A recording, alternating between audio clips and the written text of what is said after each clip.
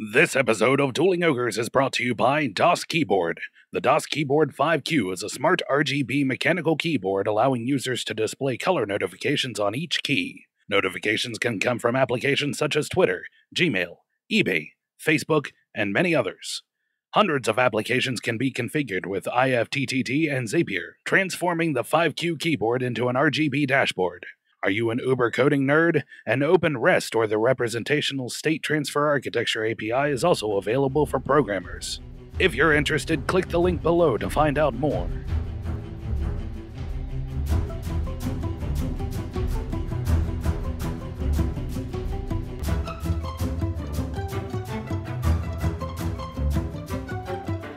Prepare yourselves for a battle of epic proportions between two titans. Feast upon their voices and revel in their words. This is Dueling Ogres.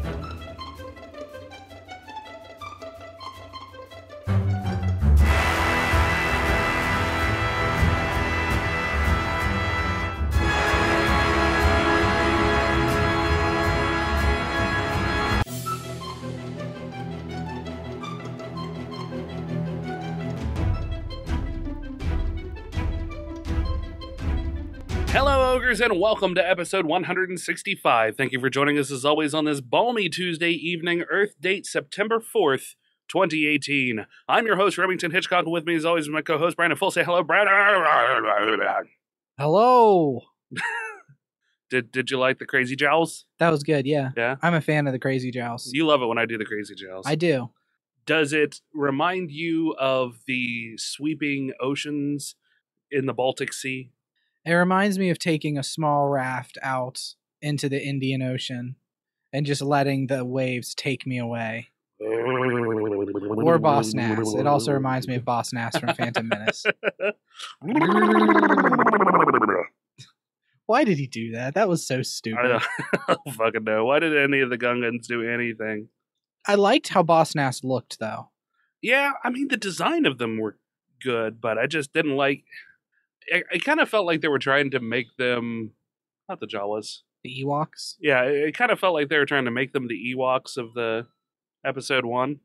Yeah, like something adorable that people would be like, aw. Yeah, except that they weren't because... They were fish people? Yeah. Yeah. And fish are not adorable? Not in that way. No, certainly not. We all know that Jar Jar was the comic relief, or the big bad guy, depending on what you prescribe to. Yeah.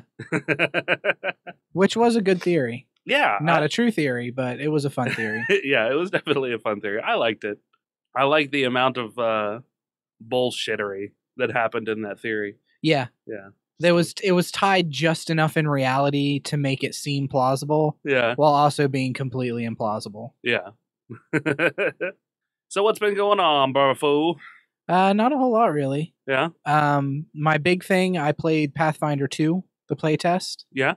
I hadn't played it before. I mentioned that I was going to. Last week? Okay, you didn't. Yeah. You hadn't played it yet? Right. Oh, okay, so you did play it now. Yes, I played it last Thursday. Okay, how was it? It was interesting. Now, have you played Pathfinder 1? No. You haven't played any of the Pathfinder 1? Because Pathfinder is like, they always kind of equated it to D&D 3.75.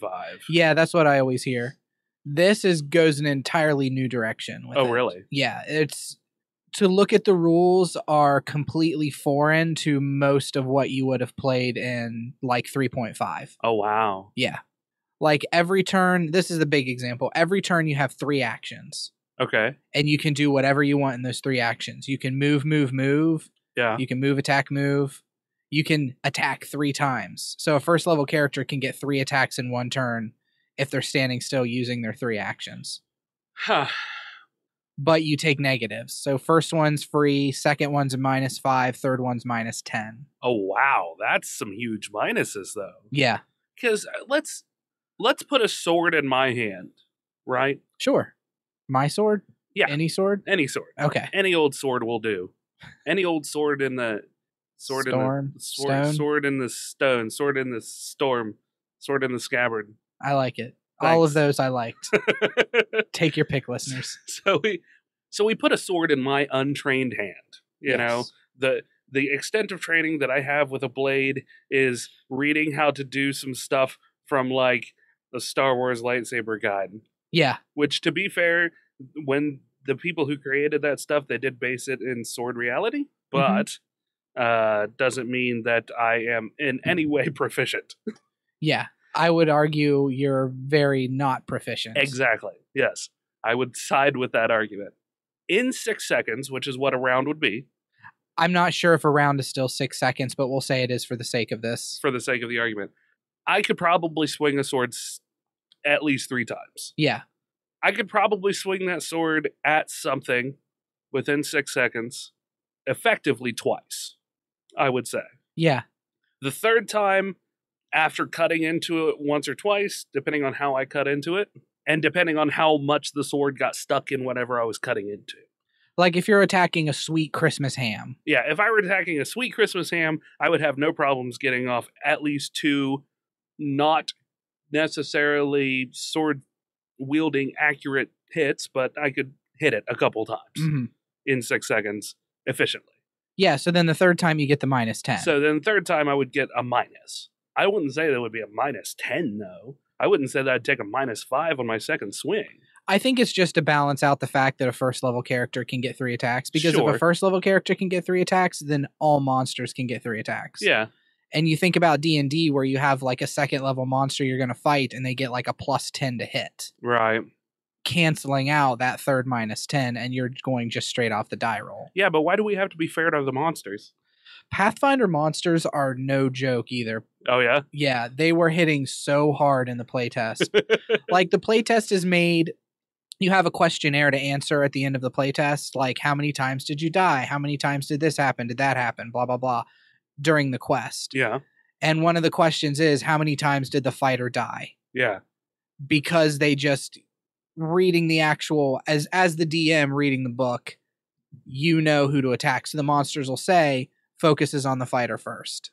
Stuff like that. Oh, okay. So it's trying to balance out and do a real playtest because the rules are going to change. Huh. So because this is a playtest, I imagine it's a predetermined party? This one, no. Okay. Here's how it works. It's super confusing. There's Okay. 7 chapters to it. Okay. First chapter, you create first level characters, whatever you want. Okay. Next chapter, you create 4th level characters, whatever you want. Okay. Chapter after that, you create 7th level characters Right. that all have to be either clerics, paladins, bards, or druids. Okay. Because they're testing how a party of healers would work within the rules. Gotcha. Then the next chapter, you take your original first level character and level them up to level 9 and go back to those first characters. Gotcha. So, and then I don't know what happens from there. Okay. But yeah, so it's very convoluted. Like, to give you an example of how different these rules are, I'm a 4th level Dwarven Barbarian, Yeah. and I have almost 70 hit points. I have 67 hit points. You get a racial hit points, Yeah, so as being a hill dwarf. and then you just, Oh, you every just get race has racial hit points. So first level, you get your racial hit points plus the max hit points for your level. Wow. And then every time you level, you just get max hit points. So I started out at first level with 22 hit points as a barbarian. Wow. That's pretty intense because looking back to 3.5 rules, a standard roll would be for a barbarian as a 12.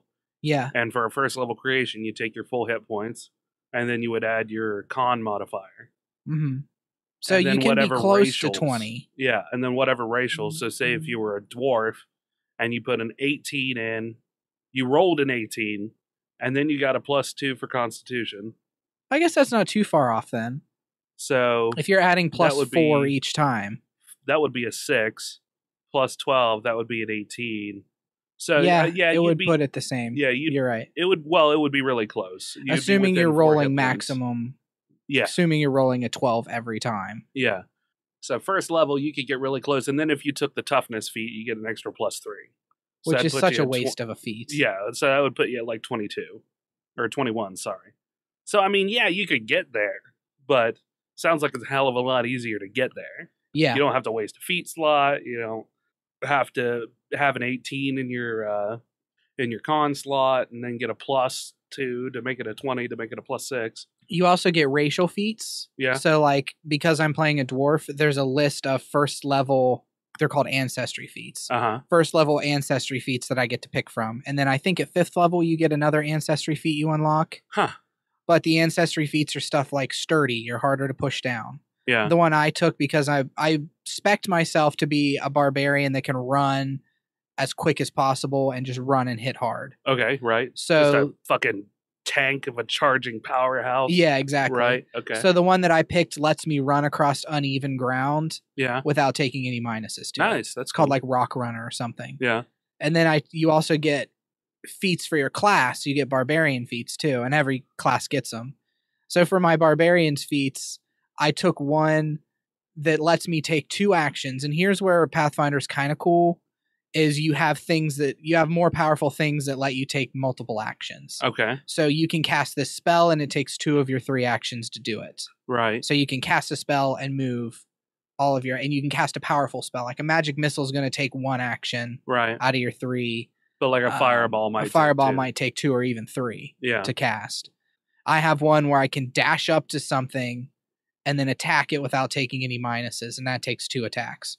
So I can attack something for my full attack roll, then dash up to 20 feet to something else and attack them with my full attack roll again. Wow.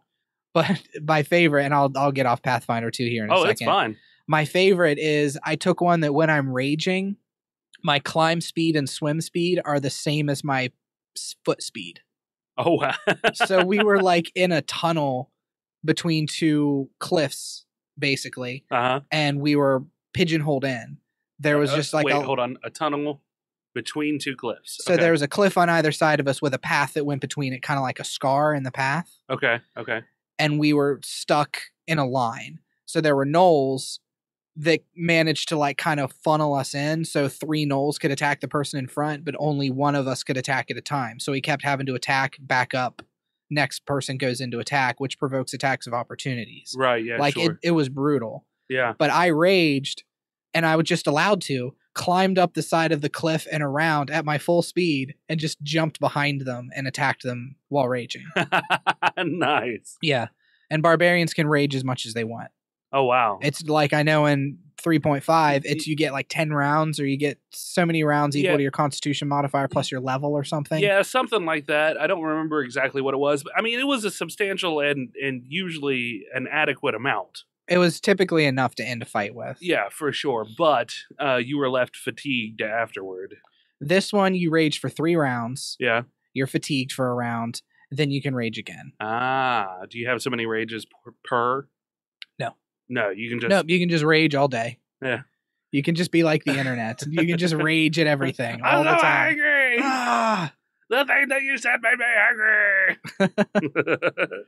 So overall, the group I'm playing with, one of the guys I know, well, the DM's my brother. Right. And one of the guys I tangentially know from the card shop, and then the other 2 are dudes I just met the first time I played. Okay. So it's kind of neat. It's a mix of people you don't know. So you're trying to get used to the characters. Like one of the guys is a sorcerer and his rolls were awful the entire time. Right. Like everything he would roll and be like, I'm going to roll to hit him.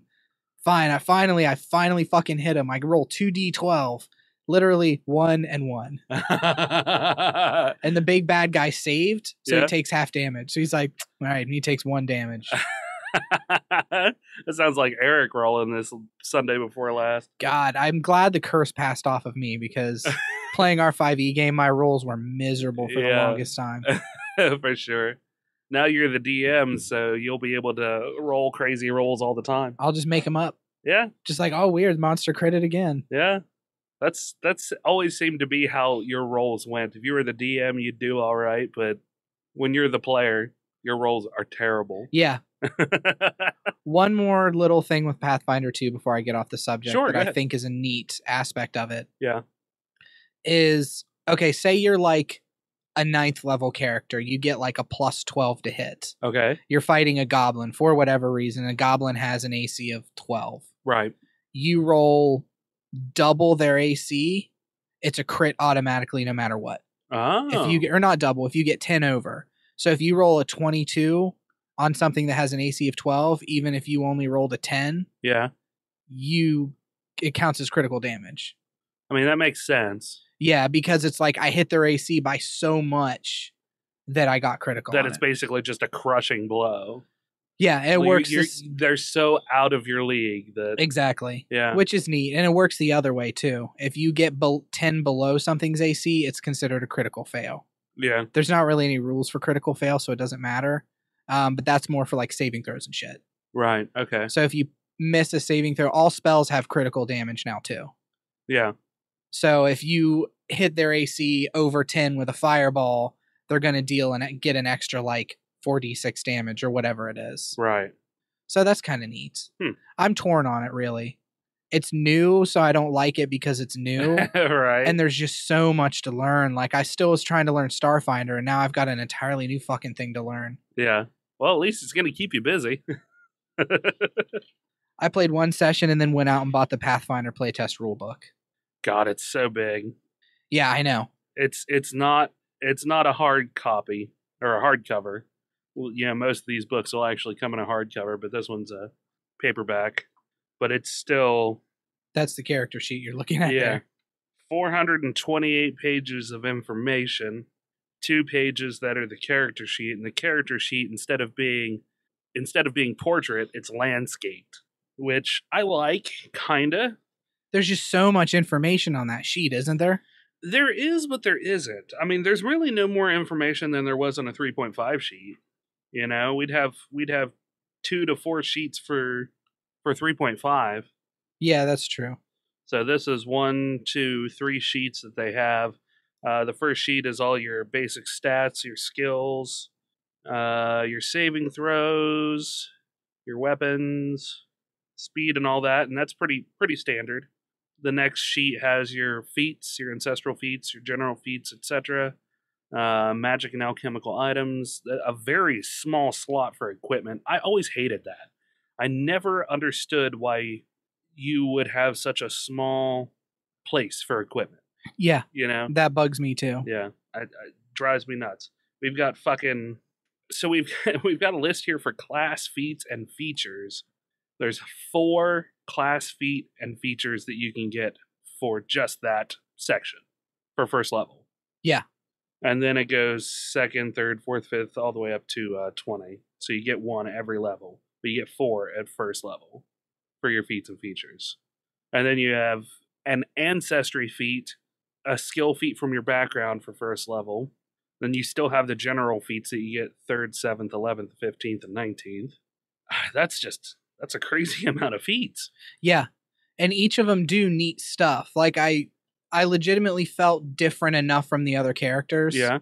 Which a lot of times, Barbarian versus Fighter in 3.5, once you got down to the bones of it, you're doing the same thing. Yeah, they had Barbarian a lot of might be similarities. raging. Fighter has more feats. You're still dealing straight up damage. Yeah. I mean, I'm able to run up walls and swim Right. at my full speed, which I love. The idea that I can swim at my full speed and attack something in the water. Yeah. Just this little dwarf just kicking his feet coming at you. Little fucking motorboat he is. But yeah, I mean, I kind of like the design of a landscaped character sheet, and like I said, there's really not any more information squeezed onto it than there would be on, say, a 3.5 sheet. It's just laid out differently. Yeah. And I kind of like the landscape because it gives you more room on the table. Yeah, I guess that's true. You know, it's closer to you. It's spread out right in front of you more. Mm-hmm. And that gives an extra 3 inches to the table. So that's more room to, you know, if you have minis or anything like that, to lay that stuff out. So I don't mind that. It would definitely take some getting used to. Yeah. Because it is awkward when you've been playing on a portrait style character sheet forever. Mm-hmm. But I remember back when we were really into D&D and playing it all the time in high school, that I found dozens and dozens of different kinds of character sheets, and half a dozen of those would be, you know, a landscape style 3.5 sheet. Yeah. I just never went with them. Because they're weird. Yeah, they are. They really are weird. It takes some getting used to, for sure. Yeah. So that's cool. As far as the playtest goes, I mean, are you enjoying this? Is it any better or worse or just different? I don't like it as much as 5e, but I've only played once. So I'll see after. I think we're going to end this session Thursday. I think that's going to be our last with this character, and then we go to the 7th level Build. Yeah. So once I make another character and try out a different class, I'll come back and let you know. Cool. I'm sure I'll talk about it more. Okay, cool. I'm pretty excited to get playing in the 5e campaign. Yeah. I still need to finish my character. I'm doing a dwarven rogue, and I'm thinking of going Durgar, which are dark-skinned dwarves. For those of you who don't know, they're from like the Underdark. Mm-hmm.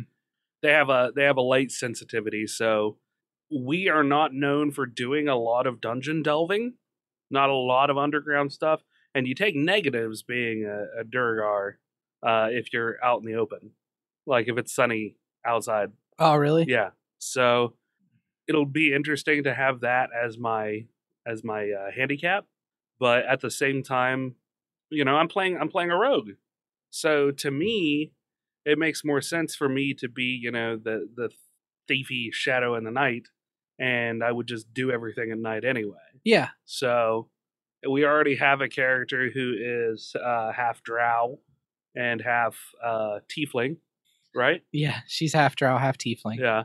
So she already has a sensitivity to light as well. So I figured I'd just kind of roll with that. Yeah, so it's funny, I was mentioning before we started recording that we have 2 evil characters by race, not necessarily by choice, right, by alignment, but evil by race. A neutral at best halfling and a paladin. Yeah. A paladin who worships Jeff, the god of biscuits. Yeah. Yeah. Named Bahatman. Bahatman. It's just classic D&D bullshittery. Yeah. In its truest form. You can always rely on Kevin. He's been playing a character named Batman for the past year and a half now. Yeah, the last quest I did, he was playing Batman also. Yeah. So, I mean, we don't get to play a whole lot. We try to do once a week, but half the time that doesn't happen. Yeah. So I would say over the past the past year and a half that we've started back into playing, that he's played a Batman character. Yeah. Who's really nothing like Batman outside of the name. Yeah, no. His other Batman character he played, he at least tried to wear dark leather armor. He got it dyed. He found a ruby that he had cut into a bat insignia to put on his chest. Yeah, yeah. This one's just named Batman in name alone. In and that's spirit, it. yeah. So have you been up to anything outside of making characters? No, just work. I only get one day off this week. Today? Yep, today. I haven't even been streaming just because I've been trying to deal with a schedule change. My assistant manager has been working in a Charleston store a couple times a week. So, because for whatever reason I needed to acquiesce to the whims of the guy who needed the days off down there, I had to change my days off. That's some bullshit. Yeah, so... Yeah, you've been stressed about work for a while now. I have, and I don't wear my stress outside. It's all inward. It's definitely affected my diet. Thankfully, I haven't actually... Hold on, let me find some wood to knock on. But thankfully, I haven't started gaining weight again, but I haven't been doing as much to continue shedding it. So I've plateaued, partially because of the stress eating that I've been doing. Yeah. And just not paying attention to getting as much exercise in as I was before. And I've been fuzzy. Like my brain just doesn't want to do the things that I want it to do because I'm constantly thinking about some other thing. It's very frustrating. Yeah, I know that feeling. Even just sitting here right now, I'm trying to concentrate. Yeah, and it's awful. So this has been just kind of a bullshitty episode. Talking about Pathfinder has been a lot of fun. I think I actually tagged Starfinder in the last episode, so this one I'll definitely tag Pathfinder since we talked about it. But we're only probably going to do a couple of stories here. This will probably be a little bit of a short one. I have to go get Ginger here in the next hour. So if we record for a full hour, that'll probably mean about 45 minutes more of stuff. Yeah. That being said, we will jump right into it. Brandon, do you have a story you want to lead off with? Yeah, sure. Okay, so I've mentioned before that there's a toy that I really liked collecting called Nindoroid. Do you remember me mentioning this at some point? This has probably been a year or so ago, even longer than that. They're like hyper realistic little chibi figures of Nintendo. I had like some Legend of Zelda ones, a Mega Man one. Yeah, I remember. They're I didn't remember what they were called. But... Yeah, they're called Nindoroid. They're super fucking expensive. They're like $50 a toy. Wow. Yeah. Okay. But they have interchangeable parts and they're really, really posable. They look great. As far as toys go, mwah, kiss them on the lips. I love them. Okay. So it's a company called Good Smile that makes those figures. All right. They have teamed up with a company called Tenga in Japan. Okay. Tenga is known for making fleshlights, sex toys for men. Right. Yeah, I'm familiar with the Fleshlight. Which are called in Japan Ona holes. Okay, keeps getting better. Let's dive in. And Good Smile has offered their services to make a Tenga action figure. Okay. So it is an action figure of the Fleshlight. I have a picture for reference. So in its regular form, it looks like the Tenga sex toy. It's not usable. All the parts are inside of it. And then you can unfold it into like a Transformer style robot. It's $40. Or you can pay $48 and it comes with a Mega Tenga beam, which is a giant gun that it holds that is also just shaped like a sex toy. Oh, there's not a picture of that, is there? Oh, yes, there is. Oh, this article comes from geek.com. And it's an adorable little robot. Yeah, it really is. For anybody who wouldn't know what a Tenga is, they'd be like, "Oh, that's a cute little robot." Yeah, oh, that's cool. I wonder if I can fuck it. Yeah, yeah. Wonder if I can fuck it.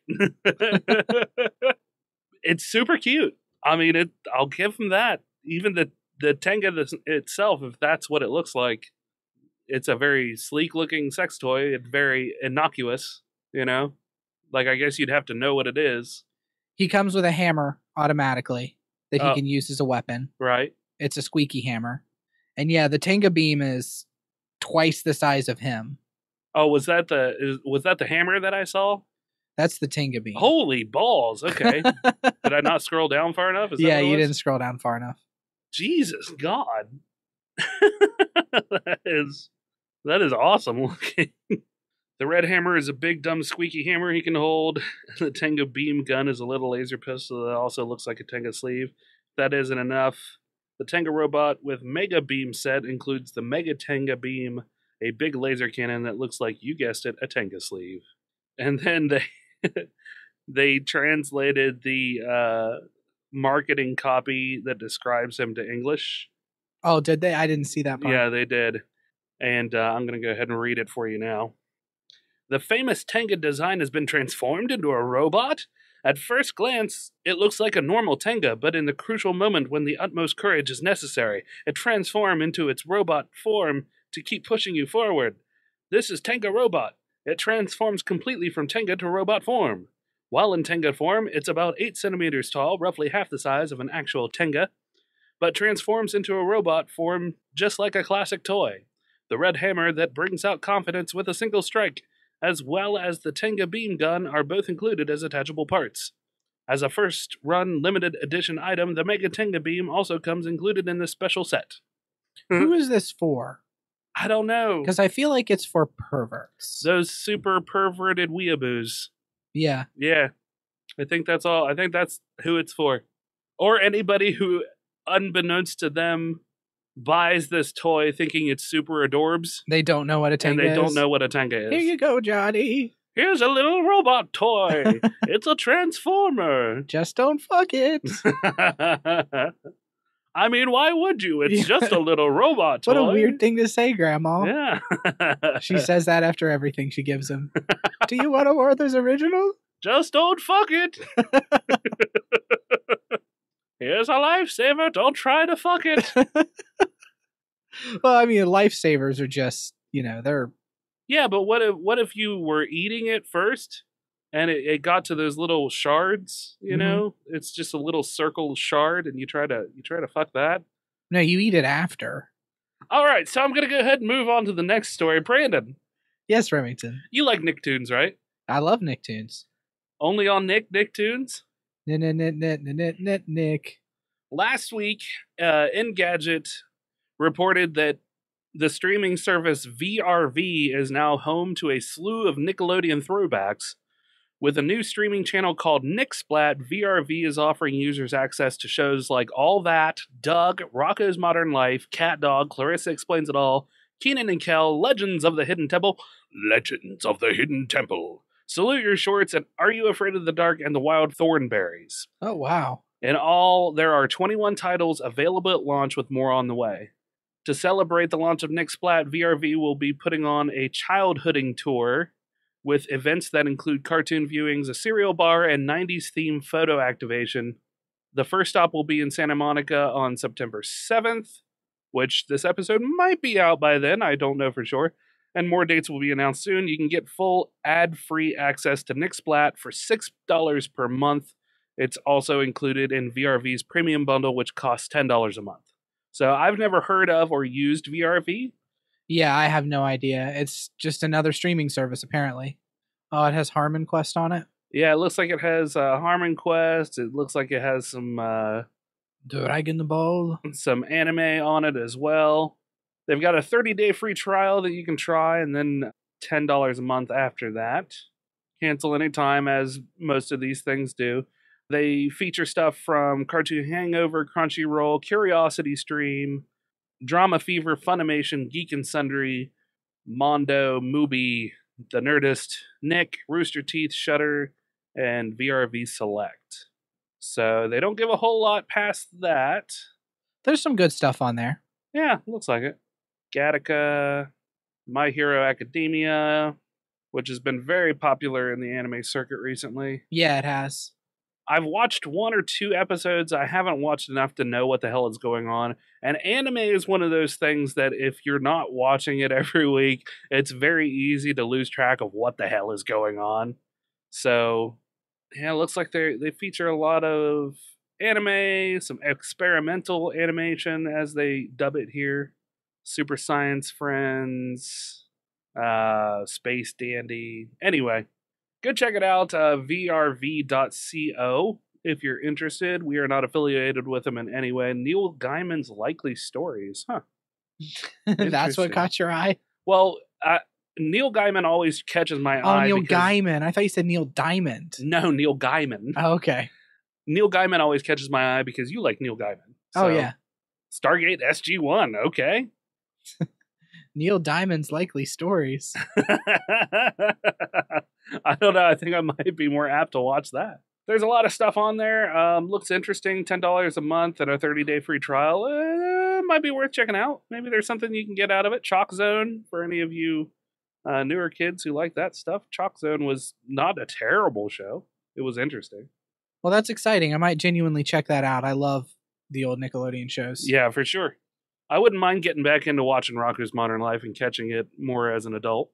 Yeah, and seeing all of the adult content that they managed to hide in there. Yeah. Very plainly hide in there. Yeah. I was watching Jessie. It was like the first few episodes of Jessie on Disney, Okay. which was she was a nanny for a family who had one normal daughter, or one daughter that they had, and they had adopted children from around the world, basically. Okay. And they're rich. So the mother is a very prominent fashion designer, and the father directs movies or something. So they're not around very often. So they hire Jesse as the nanny, and there is a butler, and he's big and stupid. Yeah, kinda, sorta. Like every Disney show. Kind of hates his job, that sort of thing. But yeah, I was watching one of the first few episodes with it, and there were a lot of like butt and ball jokes. Really? That were like, yeah, they were kind of, they weren't exactly subtle, but like if you put too much thought into them, you're like, well, that's really kind of almost borderline inappropriate content for kids. And I don't know if I wouldn't necessarily say that the show was like for kids, like maybe young teens. Like preteens? Yeah, preteens. Even still, like That's about the age where butt and ball jokes start to be really funny. Yeah, I guess that's kind of true. But like, they were in a lizard sanctuary, and they were unaware that they were in a lizard sanctuary. They were trying to get the Indian kids' monitor lizard babies back.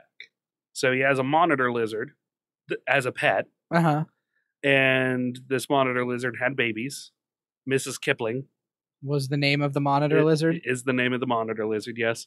Named after Rudyard Kipling? Yes. Yeah. Okay. Because Disney. Yeah. Disney, Indian kid, obviously. Yeah. Right? So anyway, they go, and the butler, apparently these little baby monitor lizards love the taste of the butler. So like, he's like, I don't know how we're going to catch all these things. And he's reaching into a bush, and he comes back up, and he's got 10 of them.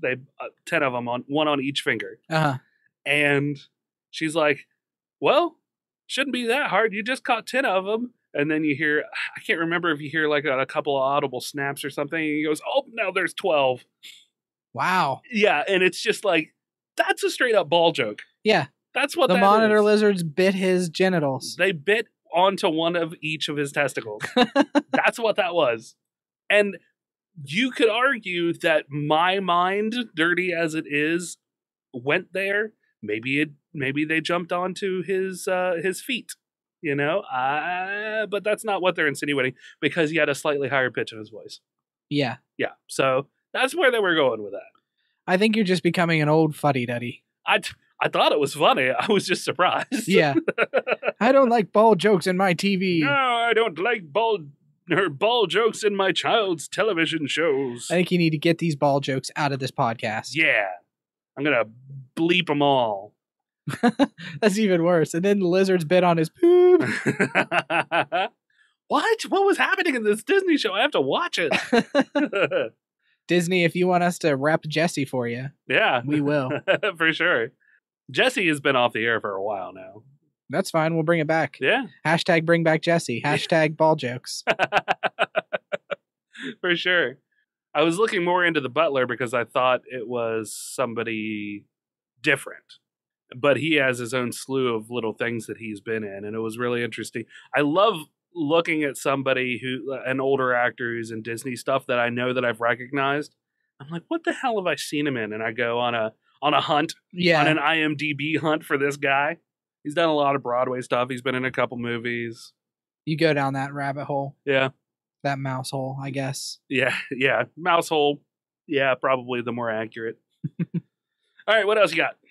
So, there's been a lot of issues with the Guardians of the Galaxy movie, Rem. Yeah. As you know, especially after they got rid of James Gunn. Yeah. And they've said unequivocally he's not coming back for these movies. Right. Guardians of the Galaxy 3 is on hold.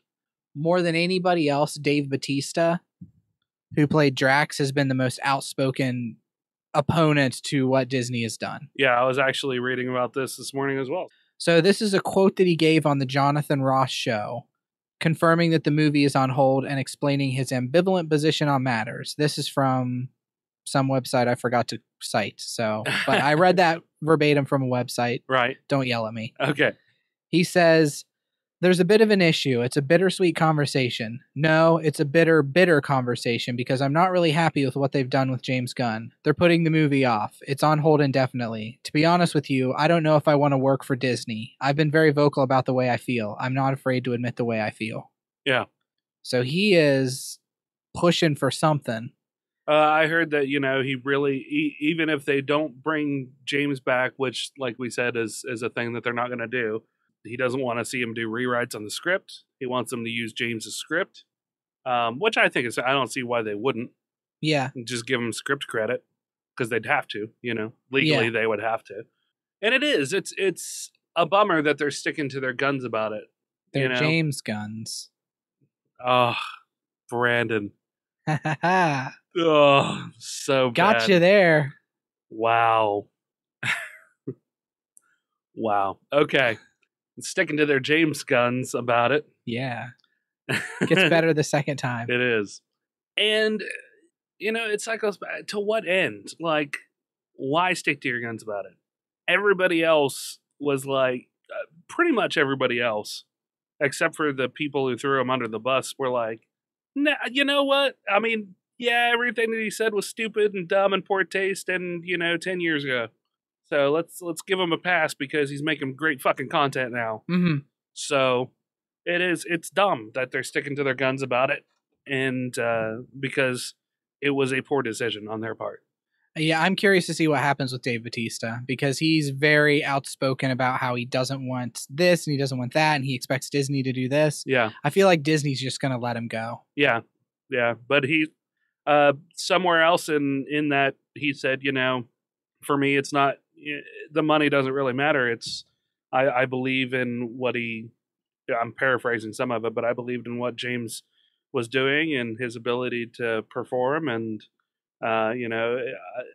it's not and never was about money. It's about, I'll go back to wrestling in the backyard for $10 a match. Yeah. I mean, he's been Drax the Destroyer now. He's coming out in new movies. He was in fucking Blade Runner. Yeah. He's in some new spy movie. Yeah. So he's still getting work. Yeah, Dave is not out of the acting business just by not playing Drax. Yeah. He'll continue to be cast for all sorts of things. And it'll be a bummer to not see him in the new Guardians of the Galaxy movie if he isn't. And they'll have to do some kind of a rewrite to write him out. Well, I don't think that they would get somebody else to play him. He disappeared at the end of Infinity War. He was one of the ones that disappeared, so they could just not have him bring back. him back, right? Yeah. For some reason, like, everything we did to reverse it didn't bring back Drax. Yeah. And the only reason, or the only way that they would be able to get rid of him is if they fired him, because he's under contract for 3 more movies, I think. Really? Yeah. So the new Avengers, Guardians of the Galaxy 3, and whatever else. Yeah. Okay.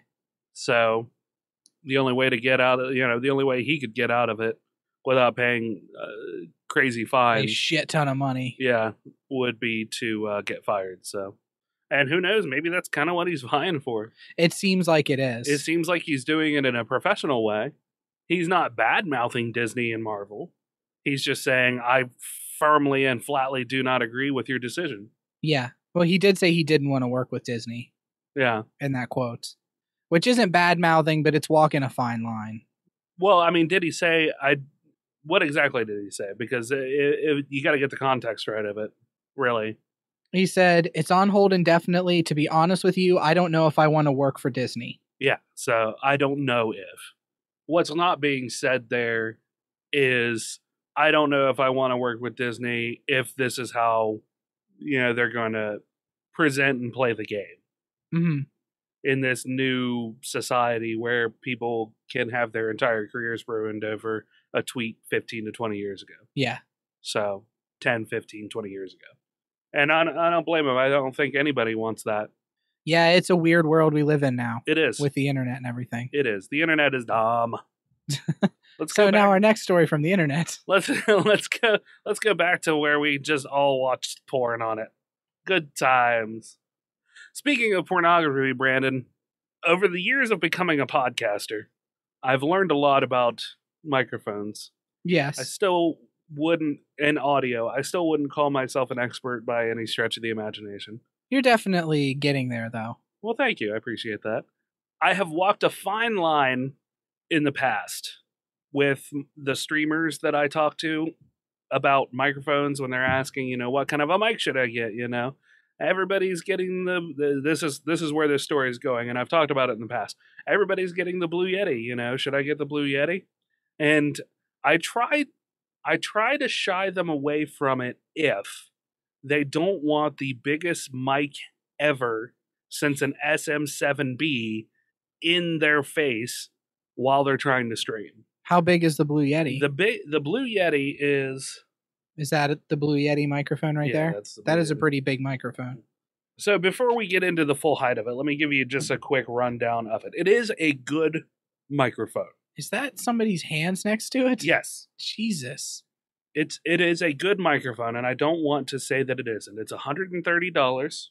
It is a USB microphone with, I believe you can actually get it with an XLR jack in the Pro version, the Yeti Pro, which is, I forget how much the Yeti Pro is. Anyway, So the regular Yeti is 130. It doesn't come with the XLR jack. It is a USB microphone. It's got 4 different pattern settings. It's got its own gain knob, so you can turn it up and down. Mm-hmm. It has a place where you can plug in your headphones so you can listen to it, listen to yourself lag-free, so you can see how you sound, which is good. You know, it's something that you need to know when you're listening to it. That's why whenever I add something new, I listen to us before I go. Yeah, sounds professional. Yeah. So it's overkill, really, for most streamers. You don't need 4 different you don't need 4 different patterns. The length of this in the stand is 11.61 inches, I think it said. Which is massive. Yeah, that's nearly a foot tall. Get yourself a ruler and stand it up. I've got a measuring tape so Brandon can kind of see here. It's about that tall. Yeah. That's with stand? That's with the stand. It's a big old thing. Well, Blue has heard my complaints, specifically mine, and certainly not anybody else's. All of the screaming you've done into the atmosphere, they finally picked up on. Yep. They have now released a $100, much more compact version of it for podcasters, streamers, YouTubers, anybody who doesn't want a giant ass microphone taking up a quarter of their screen while they're trying to do what they do. Yeah. If they're doing a video, called the Yeti Nano. It looks considerably smaller. Yep. Let's get the specs. Ooh, you can get it in green. So the height of it is 8.31 inches. They've shaved nearly 4 inches off, 3.5 inches off of the height of this microphone, which is a considerable amount. Yeah. It'd be about this. I know you guys listening at home can't see this, but I'm doing it for Brandon so you can kind of get a scope of it. It includes a desk stand just like the regular Yeti. It doesn't look like it has any of the extra settings on there for the different patterns. So it's not a multi-pattern microphone. But the sound quality should still be the same. Oh no, I take that back. It does have a cardioid and omnidirectional settings. The Yeti regular has a cardioid, omnidirectional, bidirectional, and stereo setting. They've cut out 2 of the patterns, which is fine. I mean, for the most part, unless you are a one mic podcast, you don't necessarily need. And for the podcast, the Blue Yeti would be fine, especially the bidirectional mode. The bidirectional mode is a figure 8 pattern.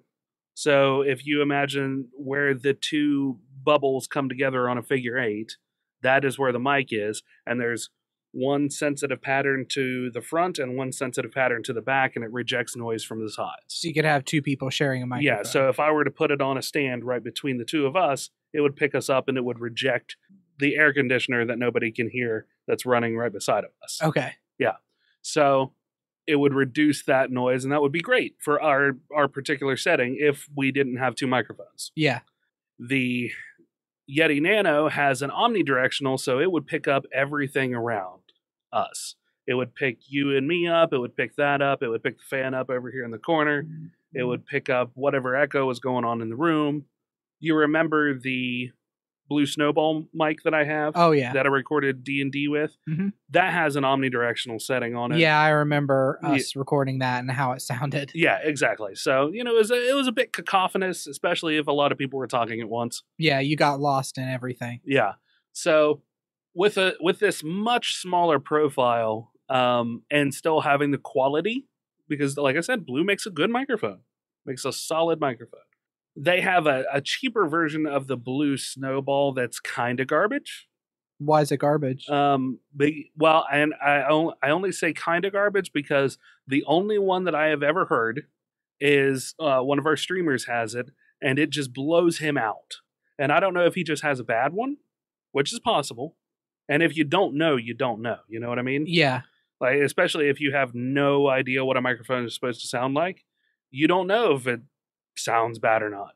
I'm sure he's been told at this point, right? Oh yeah, I've told him, but whatever. He doesn't get a new one, so it's fine. It's fine. He's a busy guy. He's got kids and a job and other things, and I think he has horses as well. So I mean, buying a new microphone is the least of his worries, to be perfectly honest. Buying new horses is more important. Exactly. Is it horses? Yeah, I think it's horses that they have. Or horses. Horses. Hors d'oeuvres. Horse d'oeuvres. Sorry. I don't know where we're going with this. Yeah. Anyway, I'm really excited about it. I would like to get my hands on it just to try it, for sure. So well, maybe you shouldn't trash talk the Blue Yeti Snowball, and we might be able to get a partnership with Blue Yeti. I'm just saying, this was one mic, and I prefaced it by saying you can get a bad microphone. It happens. Yeah. So maybe, because I have the Blue Snowball, and it, like I said, the one that he has is a cheaper version. It doesn't have the omnidirectional settings or anything, which was weird. So it's just it just has that one cardioid pickup pattern. So I don't know if his is just bad, or if they all sound like that. Okay. Or if he just has it dialed in wrong. Because that's a possibility too. He doesn't really know a whole lot about audio either. You know, as most people don't when they get into streaming. Yeah.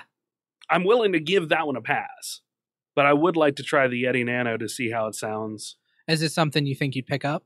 I don't really have a use for it at this point. So picking it up would be just to try it. Yeah, it would be just to try it. I would sooner spend that money on $100 getting another AT2020, because the AT2020 retails for like $100 or $130. Yeah, $100. It's definitely on the lower end, but a more professional microphone. Still, again, like I said, Blue makes a good microphone. They put good capsules in their things. Audio-Technica has been around longer, and that's the only reason why I would choose it over the Nano. It also has a smaller profile. The AT2020 is about 6.5 inches long. Which is not bad at all. Yeah. And it comes with a mount, so you can mount it up and do all the things with it. So it's also, both of them are going to be a cardioid condenser microphone. So a condenser means that it'll need power of some kind. In the case of the Yeti and the Yeti Nano, it's powered via USB. Whereas the AT2020 by Audio-Technica is powered through a phantom powered XLR. Through an audio interface of some kind, be it a mixer or just an audio interface. Okay. That all makes sense. Brandon's just staring at me like, I don't know what the words that you're saying. Yeah, no, I spaced out.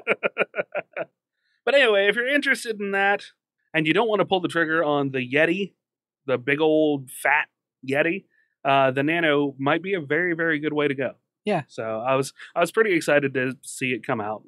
I've had this since last week, but we didn't get a chance to talk about it last week. Yeah. So. Check out that sweet 8.5 inches. Yeah, that's what she said. So you got another one to roll out with? American History X director Tony Kaye is casting an artificial intelligence in his next film. Oh, really? Yep. The next film is called Second Born, which is a sequel to Firstborn, which I've never seen and know nothing about. Okay.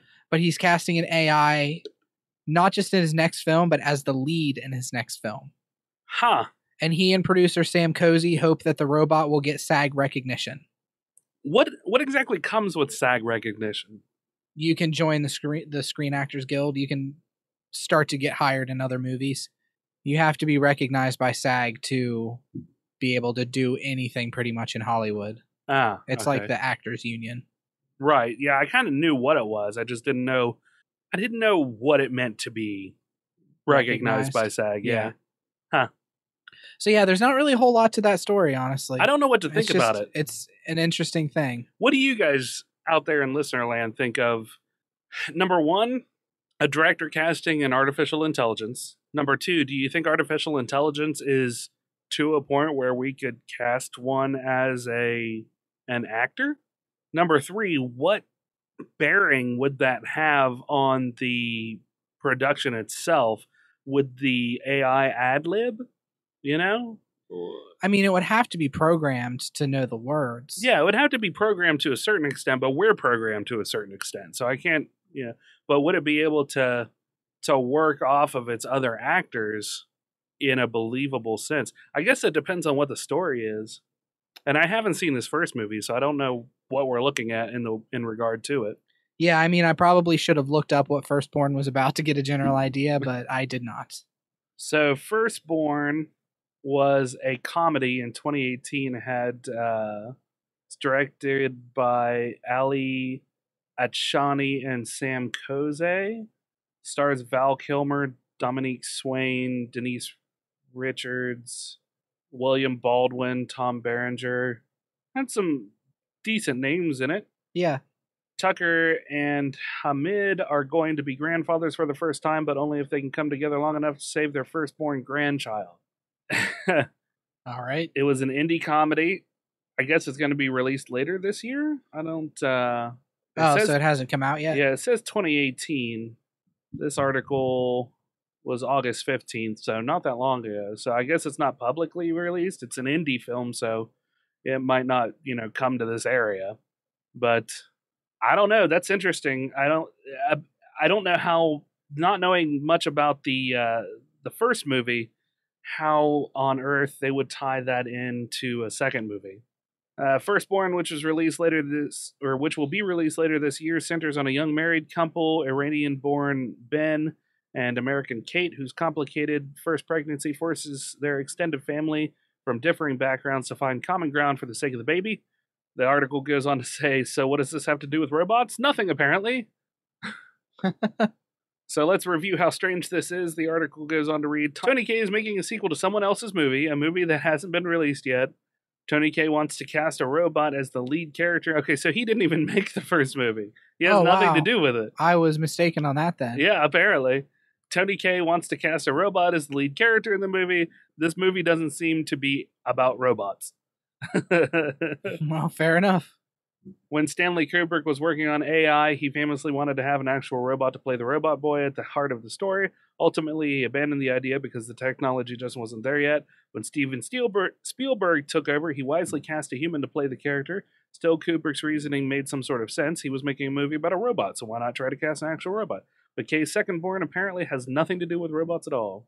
So he just wants a robot just for the sake of having a robot then. Yeah. It's weird, but I'm for it. I mean, it sounds like an idea that happened at a bar one night. Tony, are you going to make another movie soon? I don't know, man. I just, after the American History X thing, Ed Norton being such a jackass, I don't know, man. Have you heard about this new one about the Iranian couple who have problems with the family? It's supposed to be a real funny movie. I should make a sequel to that. It hasn't even come out yet, Tony. That doesn't matter. This is fucking Hollywood. Well, what are you going to do? I don't know, man. I want to do something that's never been done before. Kubrick tried to throw a robot in a movie. How about I try to do that, too? Hey, Tony, love you. Great idea. Hey, thanks, man. I appreciate you. So, yeah, that's how that conversation went. That's verbatim. That wasn't us. That was a recording. Yeah. An exclusive recording we found of the conversation. Yeah. It's weird how very similar we all sound. Yeah, you sound a lot like Tony Kaye, Remington. Yeah. And his unnamed friend. Yeah. I like, just because his name's Tony, they all come from fucking Jersey. Hey, over here. Everybody's Italian. I'm sorry. That sounds everybody. Like a 9th level D&D spell. Everyone's Italian. Oh, God. So, yeah, let us know what you think. That just got a whole lot weirder. So let us know what you think about that. Do you want to see an AI as an actor? That would be interesting for sure. I'd like to. Yeah. I think it'd be interesting. Do you think the technology is there yet? Nope. Okay. That's Brandon's opinion. I'm kind of with him right there, but I don't know. We've seen some pretty amazing stuff in the past couple of years. Yeah, who knows? Prove me wrong, Tony Kaye. Yeah. Prove Brandon full of West Virginia wrong. Yeah. So that wraps us up for this week. Sorry it was short, but yeah, sometimes you just got to do what you got to do, huh? Hey, it's an episode. What are you going to do? What are you going to do? It's there. It exists. If you have any questions or comments or you'd like to hear yourself on air, you can call us on 978 DU-OGRES. That's 978-386-4737. You can also reach us on Twitter at Dueling Ogres. Email us at duelingogres@gmail.com or leave a comment on the Facebook page like these nice people. Brandon, go!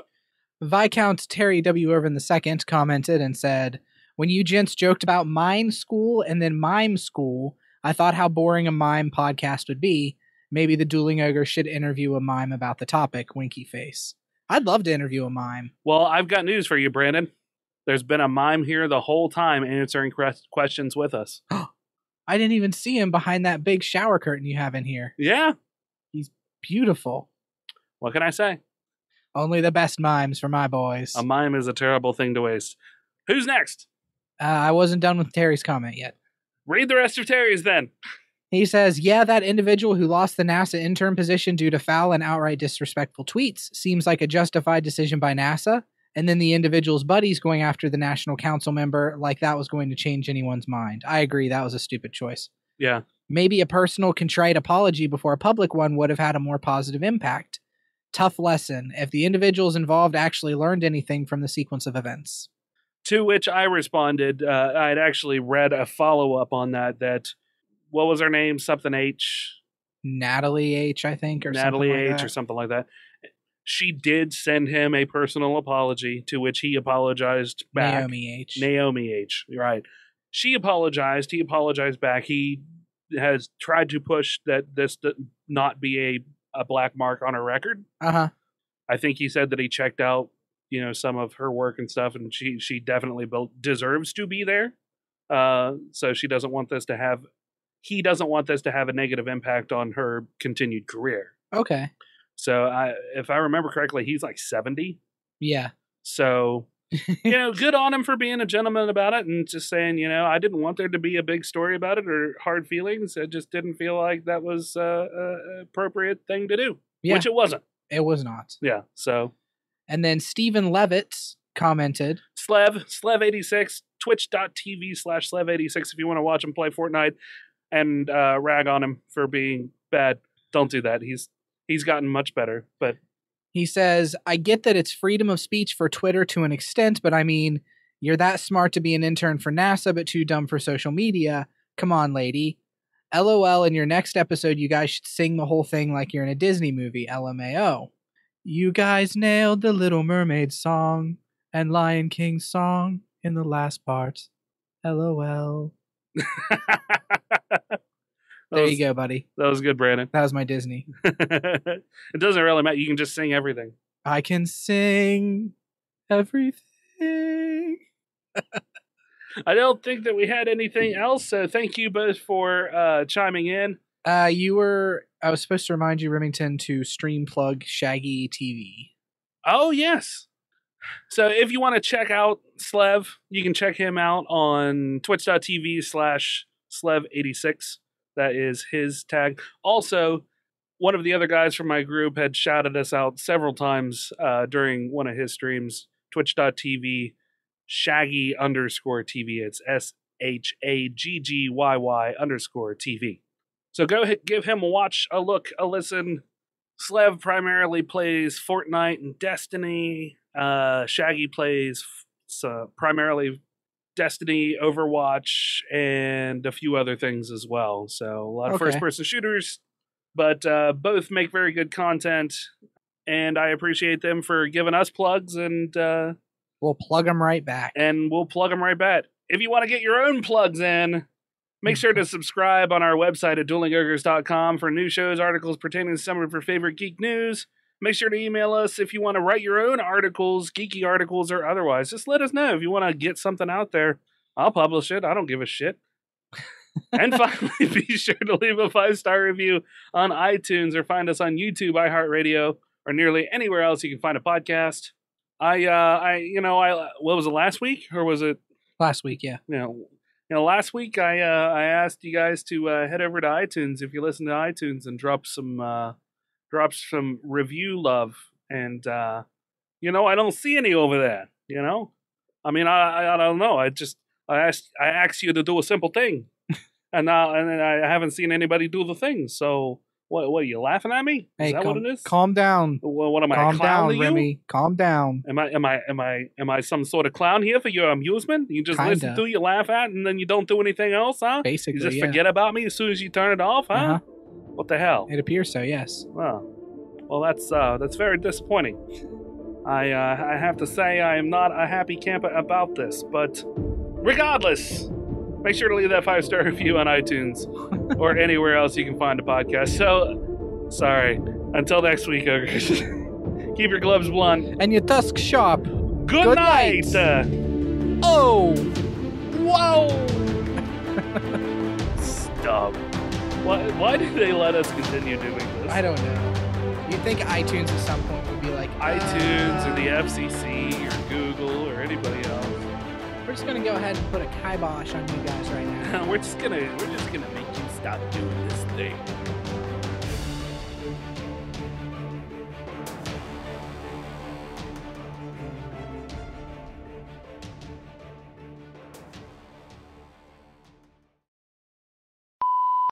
We put a hand in my. Wow. Okay. All right. What else you got? I got a P, is what I got. Oh no! I had a screenshot pulled up for a quote for my next story, and I forgot I had a screenshot up for a minute, and I was like, "Why does this show 10:09 p.m.? What happened to my phone?" I've done that before.